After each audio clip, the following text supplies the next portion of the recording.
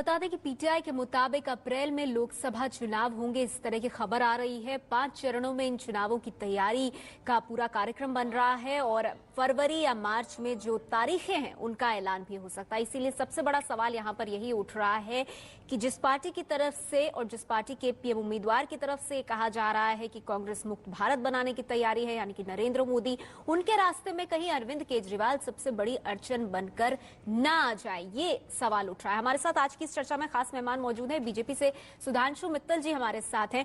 सुधांशु जी, ये सवाल इसलिए उठ रहा है क्योंकि आज नरेंद्र मोदी बाबा रामदेव के मंच पर पहुंचे। बाबा रामदेव ने बड़े ही आंकड़े बता करके अपना फॉर्मूला बताया था, लेकिन नरेंद्र मोदी के पास ऐसा लगा कोई नया आइडिया नहीं था। उन्होंने बड़े सरल भाव से कह दिया जो अपेक्षाएं उन पर खरा उतरने की कोशिश करेंगे।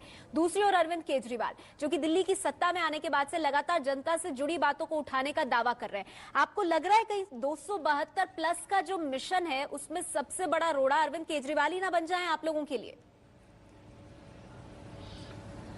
नेहा जी, अभी मैं कमेंट्री सुन रहा था। इससे पहले कमेंट्री क्या थी? दिल्ली में जीतने के बाद अब ये आम आदमी पार्टी और अरविंद केजरीवाल।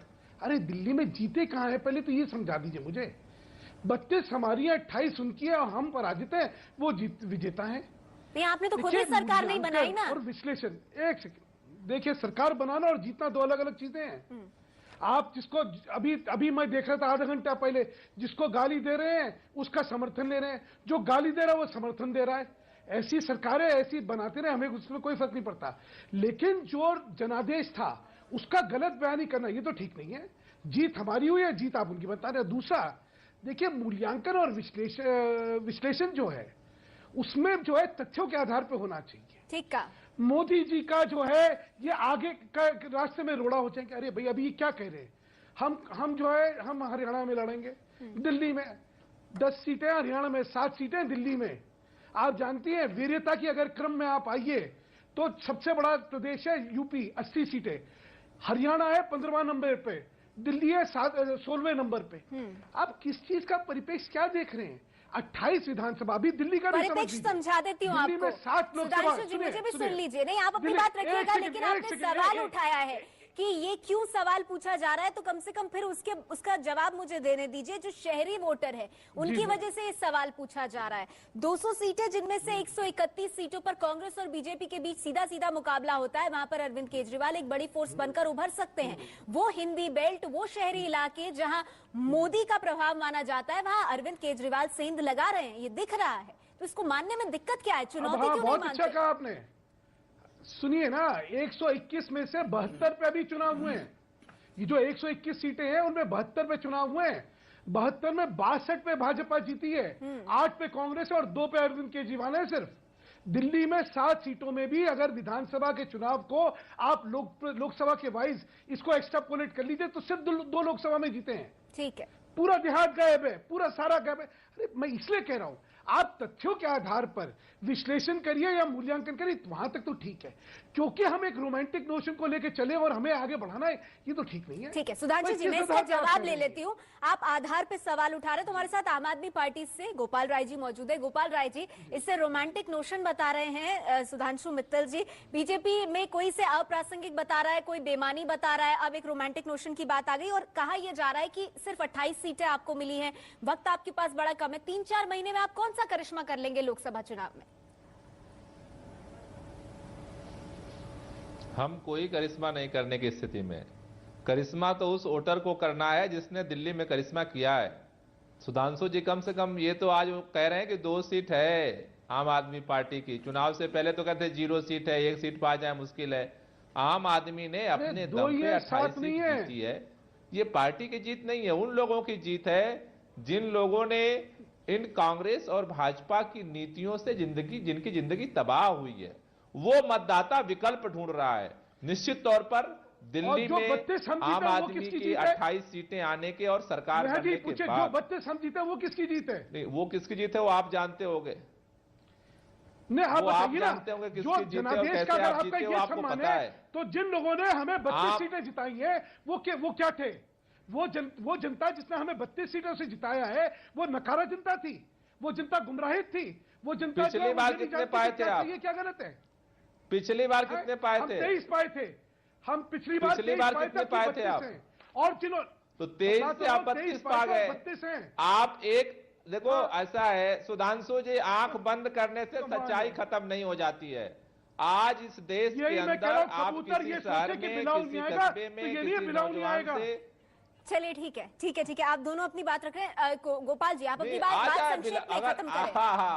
अगर आप नरेंद्र मोदी को बिलाऊ समझते हैं तो वो देश बर्दाश्त नहीं करने वाले। नहीं, गोपाल राय जी, सवाल यही है, बिलाऊ अगर आप समझते हैं कि नरेंद्र मोदी देशद्रोह की बात नहीं करते। अच्छा चलिए ठीक है, आपकी तरफ से ये नहीं, अभी आज मैं सुन रहा हूँ, अभी प्रशांत भूषण जी देशद्रोह की बात करें, वैसा नहीं करते। नहीं ठीक है, कह रहे हैं कश्मीर जो अलग हो जाना चाहिए। नहीं सुधांशु जी, ऐसे तो चर्चा फिर कहाँ चली जाएगी पता नहीं चलेगा। चलिए सुधांशु जी, गोपाल राय जी, आप दोनों ने अपनी बात रखी, आप लोग शांत हो जाइए, मैं आप लोगों को शांत होने का वक्त देती हूँ। हम लोग कांग्रेस पार्टी के पास चलते हैं, हमारे साथ अखिलेश सिंह जी भी मौजूद है। अखिलेश जी, आप इसे किस तरह से देख रहे हैं, वो मैं इसीलिए जानना चाहती हूँ क्योंकि दिल्ली में आपकी पार्टी को सबसे कम सीटें मिली और एकदम हाशिए पर आ गई, और उसके बाद कांग्रेस पार्टी ने ये बात मानी कि हमने आम आदमी पार्टी को बड़ा कम करके आंका। आपको लगता है वही गलती बीजेपी भी कर रही है?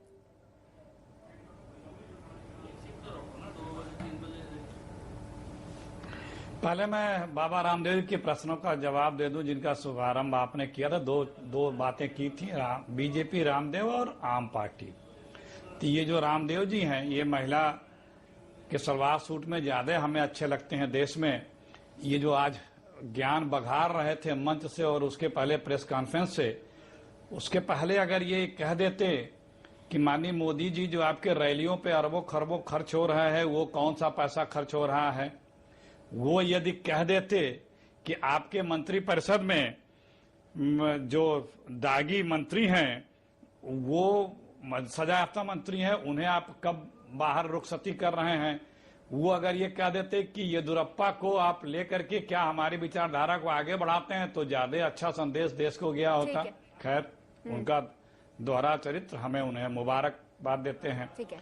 दूसरी बात, इस देश में 7 नेशनल पार्टियां हैं। हाँ। और 34 रीजनल पार्टियां हैं और 333 रजिस्टर्ड पार्टियां हैं जो 15वीं लोकसभा के चुनाव लड़े थे। एक इसमें इस बार और बढ़ जाएगी, जो सिर्फ निंदा करना, गाली देना, अपशब्दों का प्रयोग करते थे और सिर्फ झूठ फरेब की राजनीति करते थे कि हमें कभी राजनीति में नहीं आना है, राजनीति में आए हम कभी समर्थन न लेंगे न देंगे, तमाम सबकी कसमें खा गए। हाँ। अपने परिजनों से लेके यार मित्रों तक की, वहां से सफर लेकर के ओथ लेने तक के पहले की जो राजपाल अखिलेश जी, आप तो बीजेपी की भाषा बोल रहे हैं, वापस करते गए। समर्थन है, ऐसी पार्टी को अब वैसी पार्टी को एक बीजेपी की भाषा बोल रहे हैं। अखिलेश जी, चलिए मैं आपके पास फिर आऊंगी, मैं आपके पास, हाँ चलिए मैं वही नहीं, मैं आम आदमी पार्टी की बात कर रहा हूँ। हाँ। मैं आम आदमी पार्टी की बात कर रहा हूँ। अब वैसी पार्टी को अब ऐसी पार्टी को उनको मौका मिला है, अब अपनी बारी है करके दिखाने की। और जो जो बोलते थे कुछ नहीं किया, सिर्फ खैरात बांटी, गिफ्ट वाउचर पे चुनाव लड़े, छूट दे करके, लिफ्ट, तमाम प्रलोभन दे करके, लेकिन 257 इनके प्रलोभन वाले मैनिफेस्टो में वादे हैं, उस पर कोई चर्चा नहीं हो रही है क्योंकि वो पूरे करने के लिए कहीं दिख नहीं रहे हैं। अब ऑल इंडिया की कुछ होने के बावजूद आपने समर्थन दिया है आम आदमी पार्टी को, दिल्ली की जनता को आपने आम आदमी पार्टी के तौर पर विकल्प दिया समर्थन देकर, तो सवाल तो उल्टा आपसे पूछा जाएगा कि ये सब कुछ था तो फिर समर्थन क्यों दिया। बहरहाल ये चर्चा हमारी आगे भी जारी रहेगी, हमारे साथ सभी मेहमान बने रहेंगे, हम जल्द लौट सकते हैं। क्या नरेंद्र मोदी के लिए रुकावट बन सकते हैं अरविंद केजरीवाल? लेकिन आपको बता दें कि आज नरेंद्र मोदी ने बाबा रामदेव के मंच से अपनी बात रखी थी और ये कहा था कि एक चाय बेचने वाले को देश के लोगों ने इतना प्यार दिया। उस पर कांग्रेस के राशिद अलवी क्या कह रहे हैं, सुनिए। इस देश के 70 करोड़ लोग ऐसे ही घरानों से ऊपर आते हैं, अकेले नरेंद्र मोदी जी नहीं है। और अगर वो इस नाम से वोट मांगना चाहते हैं तो कहें देश से कि मैं इस नाम से वोट मांगना चाहता हूं। वो लोगों को इमोशनल करके, बेवकूफ बना के वोट मांगना चाहते हैं। और मैं ये भी कह दूं, आज की जो नई परिस्थितियां हैं उसमें नरेंद्र मोदी जी दौड़ में ही नहीं है, बहुत पीछे रह गए। तो कांग्रेस पार्टी की तरफ से प्रतिक्रिया कि कई लोग ऐसे घरों से आते हैं, नरेंद्र मोदी उसमें अकेले नहीं है। एक बार फिर से रुक करेंगे हमारी आज की इस चर्चा का कि नरेंद्र मोदी के लिए क्या बड़ी चुनौती अरविंद केजरीवाल बन सकते हैं। वक्त मेरे पास बहुत कम है। सुधांशु जी, बहुत संक्षेप में आपसे जानना चाहूंगी, भ्रष्टाचार, महंगाई और बेरोजगारी, इन 3 मुद्दों का जिक्र लगातार नरेंद्र मोदी करते रहते हैं। इन्हीं मुद्दों को लेकर आम आदमी पार्टी भी आगे बढ़ रही है। तो अगर यही मुद्दे हैं तो इस पर आम आदमी पार्टी के साथ देश क्यों नहीं खड़ा हो सकता, जैसे दिल्ली में खड़ा हुआ? उसका कारण यह है कि एक तरफ जो है प्रामाणिकता है, विश्वसनीयता है और वो करके दिखाया है। आज गुजरात के अंदर सुशासन है, लोग मानते हैं भ्रष्टाचार रहित प्रशासन है, वहां पे जनता के प्रति संवेदनशीलता है उस प्रशासन में, और विकास और तरक्की का वो जो है वो सबसे बड़ा प्रतिबिंब है।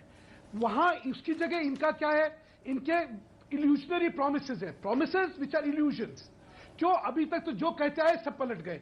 370 पेजों का मेरे पास दस्तावेज है और मैं ये कर दूंगा वो कर दूंगा। फ्लोर ऑफ द हाउस पर कहते हैं अरे भाजपा वाले जो है सबूत ला के दें। अच्छा, हर चीज में कथनी और करनी में इनके क्या है क्या नहीं है वो सबके सामने। ठीक है, मैं इसका जवाब ले लेती हूँ। गोपाल राय जी, आपकी कथनी और करनी में फर्क है?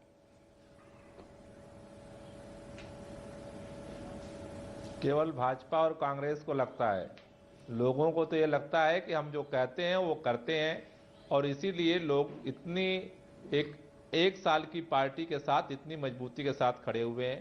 नहीं, लेकिन गोपाल राय जी, बीजेपी कह रही है एक तो कांग्रेस के साथ मिलकर आप सरकार चला रहे हैं, दूसरा शीला दीक्षित के खिलाफ 8 दिन होने के बावजूद सरकार में आने के बाद आपने कांग्रेस के खिलाफ कुछ नहीं किया, जबकि इससे पहले अरविंद केजरीवाल कहते थे 7 दिन में FIR होनी चाहिए। तो ये सब चीजें क्या बातों से पलटने की कोशिश है? और इन्हीं को करना है, ये दिल्ली पुलिस का काम नहीं है। आपको एक और चीज जानकारी दे दूं मैं, दिल्ली के अंदर जो है एंटी करप्शन ब्यूरो दिल्ली सरकार के अंदर है। ठीक है, जवाब ले लेते हैं। पुलिस के अंदर नहीं है। ठीक है, जवाब ले लेते हैं गोपाल जी। लोकपाल का कानून बनेगा, लोकपाल का कानून बनेगा। नरेंद्र मोदी साहब इतने भ्रष्टाचार के खिलाफ हैं, अपने यहाँ जन लोकपाल क्यों नहीं बनाते हैं? किस बात का डर लगता है? अगर सारे ईमानदार उनके यहाँ बैठे हुए हैं तो डर किस बात का लगता है? लोकायुक्त एक्ट अगर आपको नहीं पता हो तो झूठ ना बोलिए। वहां पे लोकायुक्त एक्ट है और आप भी लोकायुक्त बनाने वाले हैं, आप भी लोकपाल नहीं बनाने वाले। तो कृपया करके सबको पता है, सबको पता है कि वहाँ क्या है। आपका झूठ का पुलिंदा सबने देख लिया है। चलिए, कम से कम झूठ ना बोलिए। ये वाद विवाद सिर्फ टीवी चैनल्स तक ही नहीं है, जनता के बीच भी जाएगा और फिर जनता को सोचना होगा कि बेहतर विकल्प जो है वो देश के लिए क्या है। लोकसभा चुनाव में बहुत ज्यादा वक्त नहीं और यही वजह है कि इस तरह के सवाल उठ रहे हैं। शुक्रिया आप सभी मेहमानों का हमारे साथ आज की इस चर्चा में जुड़ने के लिए।